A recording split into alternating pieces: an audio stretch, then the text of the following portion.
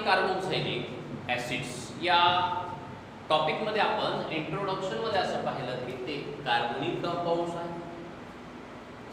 Carbonyl compounds मध्ये carbo म्हणजे carbon आणि नील म्हणजे oxygen. C double bond O ज्यामध्ये एक सिग्मा आणि एक पाय समाविष्ट असतो बॉन्ड असा हा कार्बोनिल ग्रुप. प्रामुख्याने CHO हा अल्डिहाइडचा फंक्शनल ग्रुप आहे. सी डबल बॉन्ड ओ हा कीटोनचा फंक्शनल ग्रुप आहे. तर COOH हा जो ग्रुप आहे हा कार्बोक्सिलिक ऍसिडचा फंक्शनल ग्रुप आहे. यामध्ये आपण मागच्या सेक्शन मध्ये काय केलं, कार्बोक्सिलिक ऍसिड्स आणि त्याचं इंट्रोडक्शन घेत असताना नॉमेनक्लेचरचा पॉइंट हा प्रामुख्याने तिथे कॉमन आणि IUPAC दृष्टीने कंप्लीट करत असताना कार्बोक्सिलिक ऍसिड मधलं नॉमेनक्लेचर हे बाकीच्या कॉमन मधलं वेगळं होतं.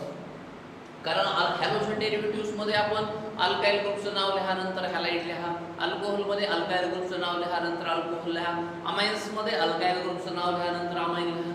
पण कार्बोक्सिलिक ऍसिड मध्ये मात्र तसं नव्हतं. यामध्ये तो ऍसिड ज्या सोर्स मध्ये आढळतो, उदाहरणार्थ फॉर्मिका पासून फॉर्मिक ऍसिड, अशा पद्धतीने एक वेगळा भाग त्यामध्ये प्रामुख्याने. त्या कार्बोक्सिलिक ऍसिडला आपण जात असताना आपण प्रिपरेशन मेथड साठीचा section, preparation of carboxylic acid,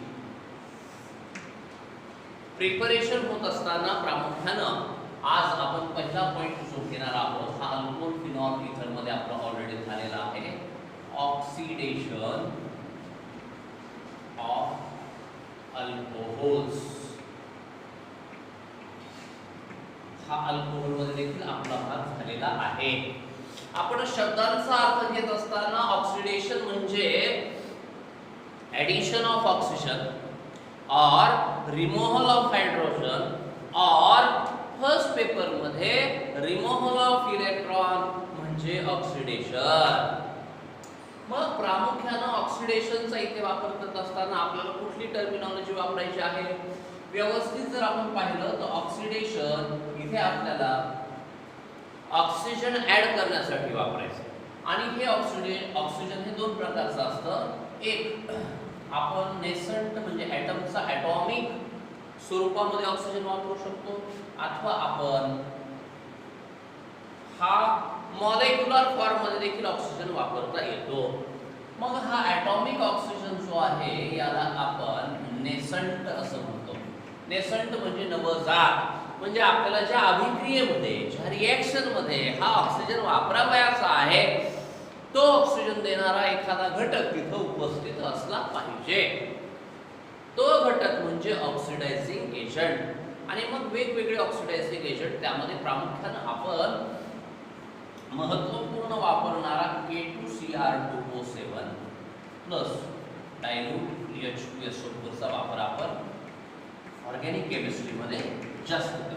तयारवर हे असं लिहिलेलं असतं आणि यांच्यामध्ये होणाऱ्या रिएक्शनच्या माध्यमातून हाच आपण ज्यावेळेला डी आणि एफ ब्लॉकचा वापर करतो त्यावेळेला scandium, titanium, vanadium, manganese, iron, cobalt, nickel, copper, zinc यामध्ये क्रोमियम जो आहे हा क्रोमियम याच्या प्रॉपर्टीज पाहत असताना आपण पोटॅशियम डायक्रोमेट हा K2Cr2O7, K2Cr4 पोटॅशियम क्रोमेट आणि H2SO4 हा सल्फ्युरिक ऍसिड हा डायबेसिक ऍसिड याच्यासोबतच्या रिएक्शन मध्ये बाणावर लिहिल्याच्या नंतर तो नेसंट ऑक्सिजन तिथे तयार होतो. त्यासोबत आपण KMnO4 पोटॅशियम परमॅंगनेट हा देखील आपण तिथे वापरतो. Scandium, titanium, vanadium, chromium, manganese, iron, cobalt, nickel मधला हा मॅंगनीज आहे. Potassium permanganate. आता हा पोटॅशियम परमॅंगनेट आपण ऍसिडिक मीडियम, अल्कलाइन मीडियम आणि न्यूट्रल मीडियम तिन्ही कंडिशन मध्ये वापरतो. त्यानंतर आपण CrO3 क्रोमिक ऍसिड याचा देखील वापर करत असतो. त्यानंतर आपण PCC पिरिडिनियम क्लोरोक्रोमेट, पिरिडिनियम क्लोरोक्रोमेट याचा देखील आपण वापर करतो. वेगवेगळ्या रिएक्शन्सच्या माध्यमात ऑक्सिडेशन करण्यासाठी वेगवेगळ्या प्रॉपर जोन्स रिएजंटचा वापर करतो आपण, कोलिन्स रिएजंटचा वापर करतो. या पद्धतीनं नेसंट ऑक्सिजन देणारे जे असतात हे आपण प्रामुख्याने असे वापरतो. तर आपण मॉलेक्युलर ऑक्सिजनचा वापर कशा स्वरूपात करतो, मॉलेक्युलर ऑक्सिजनचा वापर करत असताना हा ऑक्सिजन आणि डायरेक्टली वातावरणामध्ये असणाऱ्या हवेमध्ये जो ऑक्सिजन आहे तो डायरेक्ट आपण यामध्ये वापरतो. आणि अशा पद्धतीनं ऑर्गॅनिक केमिस्ट्रीमध्ये ऑक्सिडेशन ही एक महत्त्वाची प्रोसेस आहे. आपण शरीरासाठी मेटाबॉलिझम साठी देखील हा महत्त्वाचा भाग म्हणतो. वनस्पतीमध्ये देखील ज्या वेळेला फोटोसिंथेसिसचा भाग असतो म्हणजे ऑक्सिजन हा एक इसेन्शियल घटक जो आहे ह्या वनस्पती आपल्याला देत असतात. प्रामुख्याने जर तुम्ही विचार केला तर बेसिकली एरोबिक आणि अनएरोबिक म्हणजे in presence of air oxidation आणि in absence of air oxidation हा ऑक्सिडेशन खूप महत्त्वाचा आहे. हाच आपण थर्मोडायनॅमिक्स मध्ये गेल्याच्या नंतर त्याला कंबशन असं म्हणतो. समजा C+O2 बरोबर CO2 म्हणजे एखादा पदार्थ एक्सेस ऑक्सिजन मध्ये जाळण्याच्या क्रियेला ऑक्सिडेशन असं म्हणतो. म्हणून ऑक्सिडेशनच्या ह्या वेगवेगळ्या टर्मिनॉलॉजीचा वापर करत असताना आज आपण जे ऑक्सिडेशन वापरणार आहोत ते आहे नेसंट ऑक्सिजन. आता प्रश्न प्रत्येक शब्दाचा अर्थ इथं केवळ आपण बोर्ड पॅटर्नचा अभ्यास करत नाहीये. आपण सीईटी आणि नीट फक्त असं सांगायचं नाही की हा नीटला असतो हा सीईटीला असतो. ज्या वेळेला एखाद्या पॉइंटचा अभ्यास तुम्ही डिटेल माध्यमातून करता त्यावेळेला ऑलरेडी तुम्हाला त्यातले सर्व क्वेश्चन्स ॲडॉप्ट होऊन जातात. अल्कोहोल्स म्हणजे जेव्हा टॉपिकचा अभ्यास आपण असं केला अल्कोहोल ROH हा अल्कोहोल आहे. आणि अल्कोहोलचा जर तुम्ही विचार केला तर R म्हणजे अल्काइल आणि OH म्हणजे हायड्रॉक्सी ग्रुप. OH ग्रुप हा इथे जोडलेला असेल तो ॲलिफॅटिक अल्कोहोल्स आहेत, ॲरोमॅटिक अल्कोहोल्स आहेत. आता हा देत असताना हा AR म्हणजे ही बेन्झीनची रिंग आहे आणि ह्या बेन्झीनच्या रिंगला हा OH जोडलाय. मग आता हा R आणि हा AR तर आपल्याला वाटेल हा अल्कोहोल नाही हा फिनॉल आहे हे झाले आपल्याला. मग हा फिनॉल ही वेगळी टर्मिनॉलॉजी आहे. हा CH2OH मग हा अल्कोहोल आहे. मग दोघांत काय फरक आहे? हा ॲलिफॅटिक अल्कोहोल आहे, हा ॲरोमॅटिक अल्कोहोल आहे, हा फिनॉल आहे. मग ज्यामध्ये OH हा डायरेक्ट बेन्झीनच्या रिंगला जोडलेला असेल अशा कंडिशन मध्ये तो फिनॉल असतो. इथे मध्ये एक कार्बन आहे म्हणून अशा पद्धतीने आपण अल्कोहोल म्हणतो. अल्कोहोल्स जे आहेत हे प्रामुख्याने मोनोहायड्रिक, डायहायड्रिक, ट्रायहायड्रिक आणि पॉलीहायड्रिक या स्वरूपामध्ये अल्कोहोलचं क्लासिफिकेशन आपण त्या अल्कोहोलमध्ये समाविष्ट असणाऱ्या OH ग्रुपवर करतो. मोनोहायड्रिकचे एक्झाम्पल समजा हा मिथाइल अल्कोहोल आहे CH3OH. तुम्हाला एखाद्या रिएक्शनचा अभ्यास करत असताना सर्वस्वी भाग कळायला पाहिजे. डायहायड्रिकचा एक्झाम्पल आहे हा CH2 हा CH2 हा OH हा OH. ट्रायहायड्रिकचा एक्झाम्पल आहे हा CH2 हा CH हा CH2 हा OH हा OH हा OH. आणि पॉलीहायड्रिकला यालाच आपल्याला या टर्मला आपण CH2OH CHOH आणि हा CH2OH याला टेकन फोर्थ करून टाकायचं. मग हा समजा मिथाइल अल्कोहोल अथवा मिथेनॉल हा इथाइलिन ग्लायकॉल,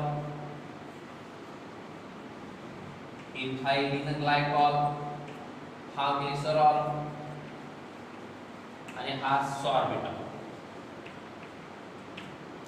तुम्हाला वाटलं की नाही आपण IUPAC आपल्याला टर्म द्यायची आहे 1 2 कार्बन वाला इथेन. IUPAC च्या नियमानुसार सफिक्स ई काढला 1 आणि 2 1,2 2 असल्या कारणाने डाय आणि हा OL. जर 1 2 3 प्रोपेन 1,2,3 3 असल्यामुळे ट्राय OL. ज्यापासून आपल्याला हा कार्बोक्सिलिक ऍसिड पाहिजे त्याचं डिटेल्स आपल्याजवळ असले. आता याच्यापैकी कसाही भाग विचारला आपल्याला नीट आणि सीईटीला आपल्याला प्रश्न विचारत असताना हा भाग असतो की ज्या वेळेला तुम्ही ऑक्सिडेशन करता काय होतं, मग तो मोनो आहे का डाय आहे का ट्राय आहे का पॉली आहे याच्याविषयीचा भाग आपल्याला माहिती असणं आवश्यक आहे. याच आधारे आपल्याला टॉपिक मध्ये हे जो मोनोहायड्रिक आहे याचं क्लासिफिकेशन प्रायमरी, सेकंडरी आणि टर्शरी या भागामध्ये केलेले आहे आपण. ज्यामध्ये OH ग्रुप हा प्रायमरी कार्बनला जोडलेला असेल तर तो प्रायमरी अल्कोहोल आहे. OH ग्रुप हा सेकंडरी कार्बनला जोडलेला असेल तर तो सेकंडरी आहे. OH ग्रुप हा टर्शरी कार्बनला जोडलेला असेल तर तो टर्शरी अल्कोहोल आहे. उदाहरण इथेनॉल किंवा इथाइल अल्कोहोल, प्रोपेनॉल किंवा सेकंडरी प्रोपाइल अल्कोहोल, आणि two methyl propane 2OL alpha tertiary butyl alcohol हे एक्झाम्पल्स जे आहेत त्या अल्कोहोलचे. आणि अशा पद्धतीने तुम्हाला ज्या अल्कोहोलचा वापर करायचा आहे तो अल्कोहोल प्रामुख्याने इथं लक्षात आला पाहिजे. आता या सेक्शनचा भाग पहा.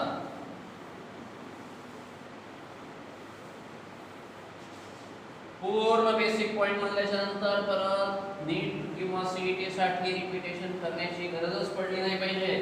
एका सेक्शन मध्ये आपला हा पूर्ण कंप्लीट भाग तयार झाला पाहिजे.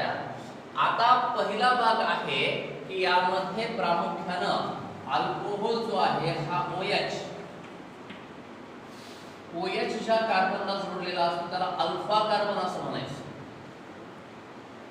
हा अल्फा कार्बन जो आहे या अल्फा कार्बनवर जर हायड्रोजन असेल तर याला अल्फा हायड्रोजन असं म्हणायचं. आणि मोस्ट इम्पॉर्टंट ही रिएक्शन इतक्या हळू यामुळे शिकवतोय मी कारण यामध्ये सगळे पॉइंट्स विचारले जातात आणि पहिल्या सेक्शन मध्ये केवळ इंट्रोडक्शनच होणार आहे असं आपलं. अल्फा हायड्रोजन सर्वात महत्त्वाची प्रोसेस लक्षात घ्या. Only those alcohols which have alpha hydrogen can give this reaction. नीटला विचारलेला प्रश्न, why tertiary butyl alcohol does not give easily oxidation? तर आपलं उत्तर असेल due to absence of alpha hydrogen. त्यासाठी हे कळणं आवश्यक आहे. तसं आपण विचार केला तर कॉमन नेम सिस्टीम मध्ये काय करतो आपण, पहिला alpha, beta, gamma, delta, omega असे आपण कार्बनला नाव देतो. तर यासाठी महत्त्वाचा कोण, अल्फा हायड्रोजन. का बरं महत्त्वाचा, तर एक लक्षात घ्या, कॉमन पद्धत दाखवतो मी. इथे आपण ऑक्सिडेशन करणार आहोत. सर्व प्रोसेस मध्ये हा भाग प्रामुख्याने होणार आहे. तर हा जो ऑक्सिजन आहे हा या अल्फा हायड्रोजन कडे जाणार आहे इथे. आणि हा इथे गेल्याच्या नंतर हा कार्बन, हा OH, हा OH काय फरक जाणवला लक्षात आलं का?